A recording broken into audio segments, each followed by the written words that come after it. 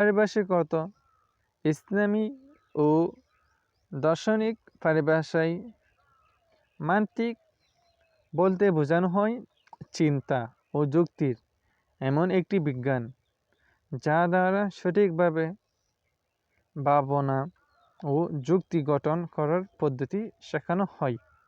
অথবা সহজভাবে মান্তিক হচ্ছে মনের চিন্তা ও যুক্তিকে ভুল থেকে রক্ষা করার বিজ্ঞান। আমরা এখন কি বুঝতে পারছি যে মান্তিক হচ্ছে মনের চিন্তা ও যুক্তিকে ভুল থেকে রক্ষা করার বিজ্ঞান। যে আপনি যে ভুলটি করতে আপনার যে ভুল হচ্ছে কিনা সেটা আপনি মনে চিন্তা করতে পারবেন, এটাই শেখায়। মনে আপনি চিন্তা করতে পারবেন যে এই কাজটি করলে আপনার কি ভালো নাকি আপনার জন্য ভালো না, এটি শেখাই হচ্ছে মান্তিক। এটি হচ্ছে মান্তিকের উদ্দেশ্য। আশা করি আপনারা বুঝতে পারছেন। আলহামদুলিল্লাহ।